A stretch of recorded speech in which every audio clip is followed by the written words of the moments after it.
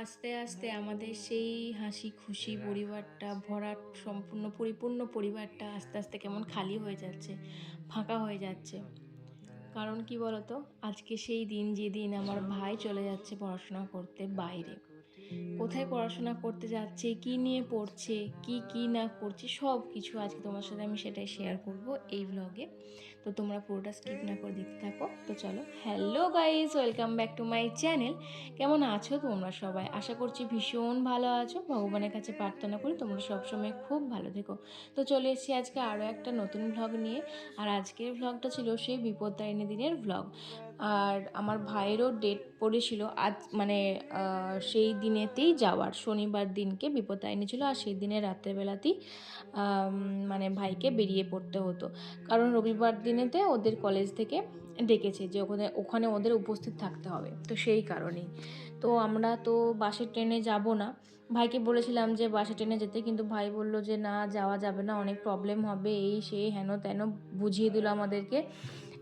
এত লাগেজ টাগেজ নিয়ে, বালিশ টালিশ নিয়ে যাওয়া যাবে না, গাড়িতেই যাব।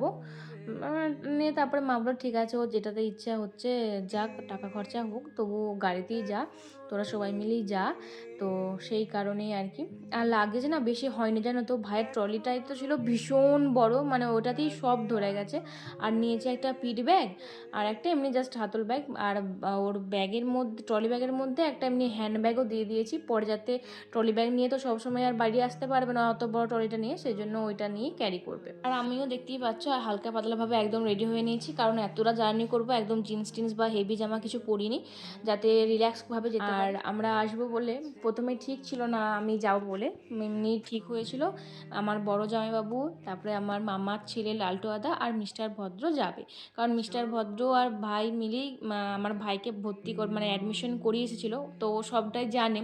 সেই জন্য আমার ভাই সবসময় মিস্টার ভদ্রকে নিয়ে যেতে চেয়েছে, যে কাছে তাকে যেতেই হবে আর কি। সেই জন্য ও যাচ্ছে। এমনি না হলে আমাদের প্রথমে ঠিক হয়েছিল যে আমরা সবাই মিলে, আমি আর মা তো যাবোই, আর দিদিরা যদি যেতে চায় দিদিরাও যাবে। তো এটাই ঠিক হয়েছিল। তারপরে আবার হুট করে ঠিক হলো যে না, দাদারা যাক, দাদারা সব কিছু জানে, মিস্টার ভদ্র যাচ্ছে, ওরা যাবে। তারপরে আমি বললাম যে না, আমি আর মা তো যাবো। তারপরে ভাবলাম যে মায়ের তো হাঁটুতে প্রবলেম, মা যদি এতটা জার্নি করতে না পারে, আবার যদি হাঁটু লাগে তখন কি হবে, তো বিপদে পড়ে যাব। তারপরে একটুখানি ভয় হচ্ছিলো মা যদি না যায়, মায়ের যদি সই লাগে, গার্জেনের তো সই লাগবে বলছিল ভাই। তারপরে আবার কথা বলা হলো কলেজে, বললো যে না, যে কোনো গার্জেন সই করলেই হবে। তো এই হচ্ছে ব্যাপার, সেই জন্য আর মা যাচ্ছে না, আমরাই যাচ্ছি, সাথে আমিও যাচ্ছি। তো তারপরে যে ভাইকে সবাই মিলে তো দেখতে এসেছিলো, ভাই মানে পাড়ার ভাইপার সবার সাথে দেখা হয়েছে, দাদা বৌদিও বেরিয়েছে। তারপরে ডোডো সানার জন্য কতটা মন খারাপ হচ্ছে, আদর করে নিল, ওরাও হামিটামি খাচ্ছিল। মানে মন তো খারাপ হবেই, আর ভাইয়ের চোখ মুখ দেখে তো বুঝতেই পারছো কতটা মন খারাপ হচ্ছে। আমার মাকে নিয়ে তো কোনো কিছু বলারই নেই, সবারই ভীষণ কষ্ট হচ্ছিলো, মানে বুঝতেই পারছো। আর সবারই একটাই টেনশন ছিল যে এরপরে আমি আর মা একা হয়ে যাব, ভাইও চলে যাচ্ছে এত দূর। তো সবাই বলছিলো যে এত দূর কেন পাঠাচ্ছ, বাড়িতেই থাকুক, বাড়িতে থেকে পড়াশোনা করুক, বা কাছে পিঠে কোথাও ভর্তি হোক, বা কিছু হেন তেন অনেক কিছু বলছিল, নানান লোকে নানান মন্তব্য, মানে ভালোর জন্যই চাইছিল আর কি বলছিল। বাট কেন কি না সব কিছু তোমার সাথে আস্তে আস্তে শেয়ার করব, কেন অত দূরের জায়গায় ভর্তি করলাম বা কিছু, সবটা তোমার সাথে শেয়ার করব। কিছু করার নেই জানো তো, মানে কারোর যদি কিছু স্বপ্ন থাকে, ইচ্ছে থাকে, তাকে সেই জায়গাতে যেতেই হবে, আমাদের যতই কষ্ট হোক না কেন। তো যাই হোক, ওসব তো ভীষণ মন খারাপ সবারই, খাওয়া দাওয়া উঠে গেছিলো কদিন। এত একা একা ফাঁকা ফাঁকা লাগছিল, মানে বাড়িটা কি আর বলবো তোমাদেরকে, কিছু বলার নেই। আস্তে আস্তে সব কিছুই ঠিক হয়ে যাবে, মানিয়ে নেব সব কিছুই। তো তাও আর কি কষ্ট তো লাগছেই, বাড়িটা পুরো একদম জমজমাটি যে বাড়িটা থাকতো সবসময় হাসি খুশি, সেই বাড়িটা আস্তে আস্তে কেমন ফাঁকা হয়ে যাচ্ছে। তো যাই হোক, কান্না কাটি হাসি খুশি সব কিছু নিয়ে আমাদের জীবন এভাবেই এগিয়ে যেতে হবে। তো চলো, এরপর থেকে আমাদের শুরু হচ্ছে একটা জার্নি। আমাদের তো এদিকে ভাইকে দিতে যাওয়া তো জার্নি শুরু হয়েই গেছে, এবার ভাইকে দিতে যাচ্ছি না আমরা খেতে যাচ্ছি, মানে গিলতে যাচ্ছি, সেটা তোমরা এই ভিডিওটা দেখলেই বুঝতে পারবে। মানে কতবার যে আমরা খেয়েছি, আর এদিকে মা আমাদেরকে ডিনার করেই পাঠিয়েছে, তাও আমাদের সবারই মানে রাস্তাতে দাঁড়ালে কেমন একটা খিদে পেয়ে যায় না সব সময়, মানে শুধু মনে হয় যেন খাই খাই খাই। আর আমাদেরকে দেখে বুঝতে পারবে আমরা কতটা পেটুক মানুষ। তো যাই হোক, প্রথমে তো ওই যে তেল পাম্পের কাছে একটা দাঁড়িয়েছিলাম, গাড়িতে তেল ভরাচ্ছিল, তো সেখানে দাঁড়িয়ে এই যে এদিকে ভাইয়ের চোখ পড়ে গেছে এই দোকানটাতে।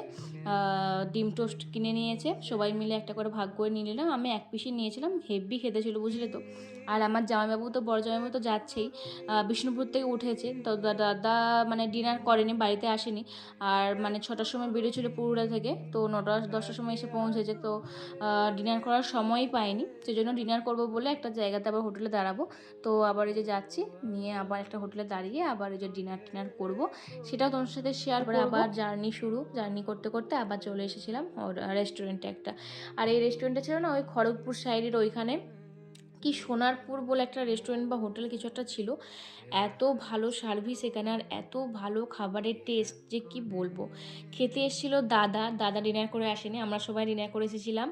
কিন্তু দেখো সবাই মিলেই খেতে বসে পড়েছি। মিস্টার ভদ্র নিয়েছিল এই চাটা, তাই আমি একটুখানি আর কি টেস্ট করে দেখছিলাম যে কেমন। চাটাও খুব ভালো, মানে খুবই ভালো টেস্টি ছিল চাটাও। আর আমরা নিয়েছিলাম তড়কা, ডিম তড়কা, একটা ডিমের অমলেট, আর নিয়েছিলাম রুটিগুলো বেশ করে একদম কড়াভাবে তন্দুরির মতন করে সেভ করে কাটা ছিল, আর হেভি খেতে লাগছিলো। তো খাওয়া দাওয়া করে আবারও উঠে পড়েছিলাম গাড়িতে। তারপরে একটুখানি মনে হয় চোখ টোক লেগে গেছিলো, ঘুম মতো তো পাচ্ছিলামই না, ঘাড়ে প্রচণ্ড লাগছিলো। তারপরে ভাইয়ের বালিশটা বের করে আমি একটুখানি শুয়েছিলাম। তো এই যেগুলো সব মিস্টার ভদ্র ওইটুকুটুকু সব ক্লিপগুলো নিয়েছিল, আমি একটু শুয়েছিলাম বলে। তো যাই হোক, তারপরে কিন্তু আমরা পৌঁছেই গেছি আমাদের ডেস্টিনেশনে বলতে মানে জায়গাটাতে এসেছি যেখানে ভর্তি হবে, সেখানে এখনও পর্যন্ত যাওয়া হয়নি। কারণ সকাল সকাল পৌঁছে গেছি, 6টা 7টার মতন বাজবে হয়তো হোটেলেতে। এই হোটেলটা আগে থেকে বুক করে রেখেছিলাম। তো এখানেতেই ভাই আর মিস্টার ভদ্র এসেছিলো আগের বারেতেও। অ্যাডমিশন এখানেতেই হয়েছিল, মানে এইখানেতেই হয়েছিল অ্যাডমিশনটা, কলেজে নয়, এইখানেতেই হয়েছিল। তো এই হোটেলেতেই এখন রয়েছি। আর এই যে হোটেলটা ভালো করে তোমাদেরকে ঘুরিয়ে দেখিয়ে দিলাম। 2টো রুম নিয়েছিলাম। এই রুমটা আমরা ছিলাম, আর প্রভাস মামার জন্য ওই আরেকটা রুম নিয়েছিলাম। তো ওই রুমটাতেও সবাই মিলে যাচ্ছিলাম, করছিলাম সব কিছুই। তো তারপরে এখানে তো মানে চায়ের সরঞ্জাম সব কিছুই ছিল, সেজন্য ভাই একটুখানি চাটা করছিলো, আর বাকিরা আমরা সব একটুখানি ফ্রেশ হয়ে গেছিলাম। তারপরে চাটা খেলাম, আমি আর চাটা খাইনি। তারপরে আমাদের হোটেলতেই ফোন করে বললাম যে আমাদের এখানে ব্রেকফাস্টটা পাঠিয়ে দিতে। আমাদের নিয়েছিলাম ডিম টোস্ট, আর নিয়েছিলাম পুরি ঘুগনি, এগুলো ছিল আর কি। তো সবাই মিলে মোটামুটি খাওয়া দাওয়া করে নিলাম। খুব ভালো টেস্টি ছিল খাবারটা, কারণ বাইরে খেতে গেলে আবারও দেরি হয়ে যাবে, কারণ ভাইয়ের টাইমিং ছিল তোমার 10টার মধ্যে ঢুকতে হবে। তো সেই কারণে 10টা 9টা এরকম করে। তো তারপরে যে খাওয়া দাওয়া করে একটুখানি রেস্ট নিয়ে আমরা কিন্তু বেরিয়ে পড়বো। তো সেসব ব্লগটা আমি পরের ব্লগে শেয়ার করবো, কারণ ব্লগটা অনেকটাই বড় হয়ে যাচ্ছে। কোথায় কি এসেছি, ভাই কি নিয়ে পড়ছে, সবটাই পরের ব্লগে শেয়ার করবো। তো চলো আজকের মতন বাই বাই, দেখা হচ্ছে পরের ব্লগে খুব তাড়াতাড়ি। তোমার ভালো সুস্থ থাকবে, বাই।